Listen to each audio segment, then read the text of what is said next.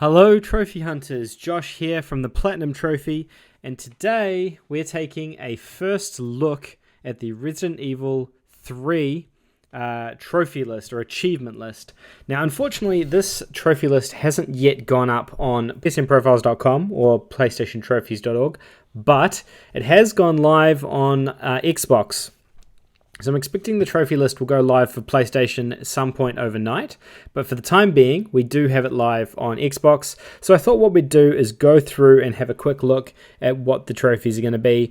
Now, I know this isn't exactly the trophy list, but the list will be identical to this. I've never come across an achievement and trophy list which don't share an identical set of trophies. So I thought we'd do that, and then maybe tomorrow, once the game's actually launched, I'll have a go at playing through a little bit, and then I'll produce a trophy roadmap video. So this is more of a trophy first look or trophy reveal for Resident Evil 3.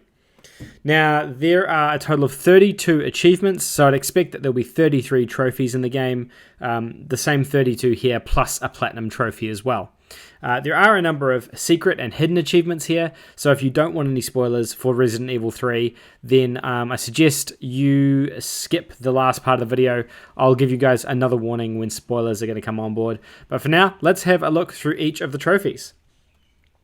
So the first one on the list is Basic Chemistry. This is for crafting an item. This will probably be something you do really early on. Normally in Resident Evil games you craft herbs and potions to create healing potions, stamina potions, things like that. I imagine that will be done really early on. Improve your weapon.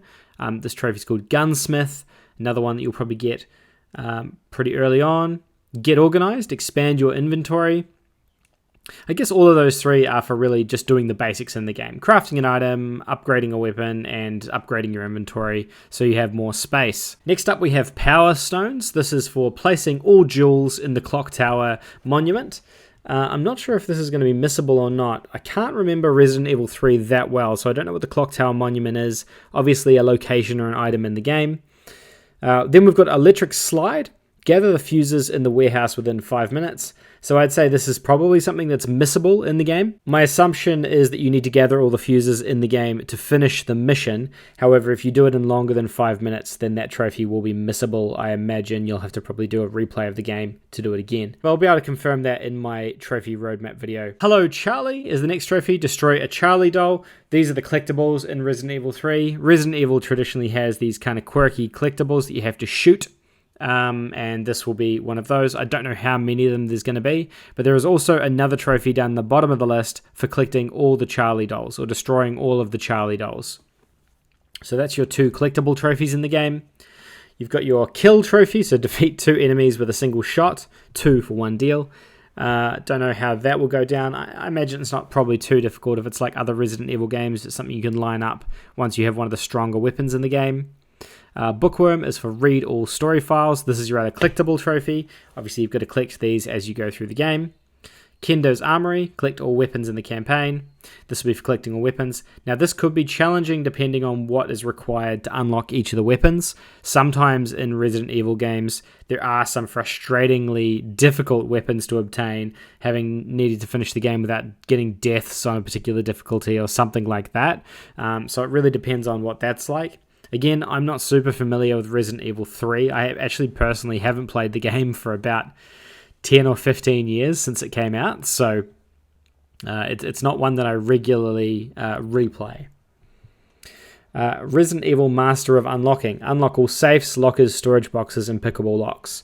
It looks like you're required to sort of unlock everything in the game, which probably goes hand in hand with your 100% playthrough, I guess, in collecting all the different collectibles and items and things like that. So there's a couple of trophy hunters who produce really, really good guides for these kind of things. So I can't imagine that'll be too difficult to do with a guide. Complete the game on standard or higher. Complete the game on hardcore or higher. So these are your 2 difficulty-related trophies. There's actually one more difficulty-related trophy a little bit further down the list as well. Traditionally with Resident Evil games, you are required to play through them a few times, normally on one of the lower difficulties to start with, and then ramping up to the harder difficulties as you unlock more items and health and things like that. So it's not much of a surprise. Sensational Work is for completing the game with an S rank. Again, this is pretty standard for a Resident Evil game. Normally that means you've got to fire less bullets and make sure you have a higher accuracy when you're completing the game. We'll know the parameters of what's required for that trophy hopefully later in the week when the game launches as well though. Minimalist is complete the game without opening the item box. I think this is something new they introduced after Resident Evil 7, where you had to basically finish the game only using the item box once or twice. And this one here, it looks like they want you to do it without opening it all. So the item box is normally where you store your weapons that you don't want in your inventory, or your items you don't want in your inventory. It makes inventory management a lot easier. So this means that you just have to be a bit more strategic with inventory management and not use that item box. Complete the game using one or fewer recovery items. Similar to Minimalist, this is one of those ones that they've added in the previous few, well, since RE7's trophy list at least, where basically you're doing a playthrough without using any healing or recovery items. Probably something you'd do on a third or fourth playthrough of the game. Sprinter, complete the game in under 2 hours. We've seen these kind of trophies before, and same as these previous two. I guess these three kind of go together as separate playthroughs. Well, 4, I should say. Completing with an S rank, complete the game without opening an items box, use one or fewer recovery items, and then finish the game in under 2 hours are probably all things you would do on separate playthroughs. Maybe you can stack them. I'm not 100% sure. Hide those spoilers.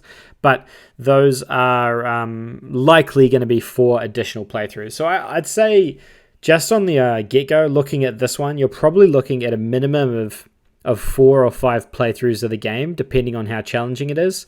Obviously, the game can be finished in under 2 hours if there's a speedrunning trophy for under 2 hours, which would make these other trophies for not opening the item box and finishing the game with one or fewer recovery items not too challenging. Despite having 4 playthroughs, the game still, on a regular playthrough might only take 5 to 7 hours, which means that, overall, the time to finish this platinum might not be a really, really long time. I know 4 or 5 playthroughs sounds intimidating, but it might not be as challenging or as time-consuming as you initially think. Now, the rest of the trophies here are secret trophies. They're all hidden, so when you play the game, they'll be hidden. Generally, these are related to story moments in the game, or spoiler moments in the game. So I'm going to go through these now, but just a bit of a spoiler warning. There will be a couple of story-related spoilers in here. So first escape is escape from Jill's apartment building. I'm guessing this is unmissable, and it'll be one of the first things you do in the entire game. Somebody to lean on, escape from Uptown Raccoon City. Again, another story-related trophy that's probably unmissable. Escape from the city, make it to Downtown Raccoon City. Probably unmissable. I Don't Feel So Good, leave the Clock Tower Plaza. Sounds to me like another story-related trophy. And then we get to Dominator. So this is complete the game on Inferno. Now, I don't know exactly what Inferno difficulty is. I'm guessing it's a harder difficulty, or probably the hardest difficulty in the game. Maybe more enemies, maybe they have more damage, maybe you take less damage. We'll know hopefully by the end of the week. But that seems like it's another playthrough that you're going to need to do of the game as well. Cause Nemesis to relinquish an item.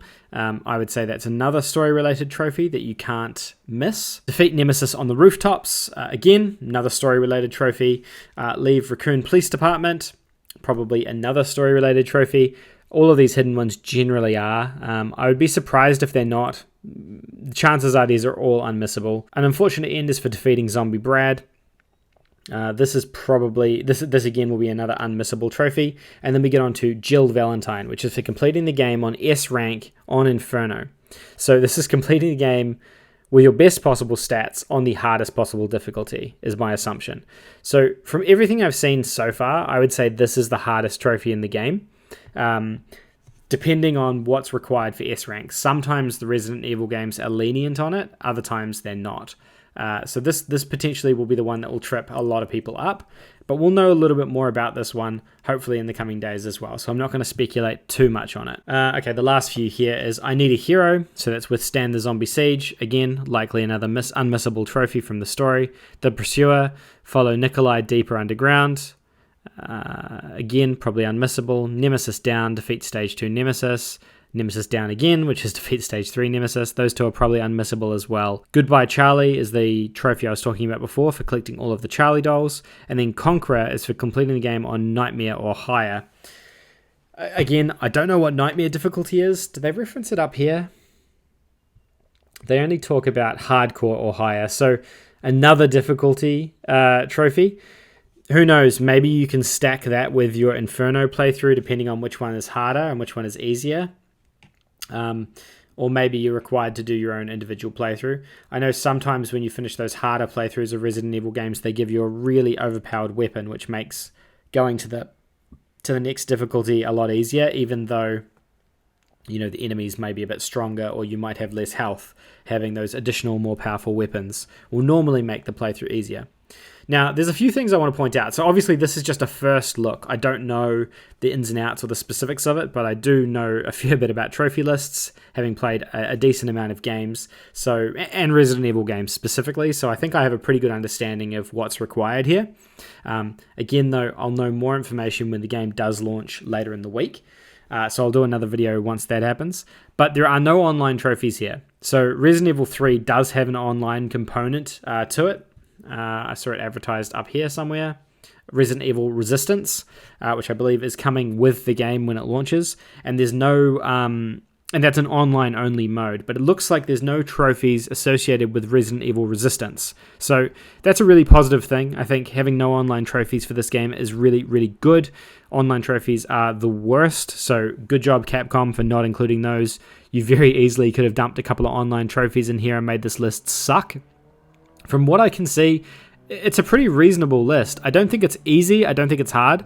It could be time consuming because you have to play the game through multiple times. But, depending on how long a playthrough is, if I estimate somewhere between 5 to 7 hours for your first playthrough, this is probably about a 20 to 25 hour, maybe a 20 hour trophy or a 20 hour platinum to finish this one, which is not too bad. It's probably about on par with other Resident Evil games.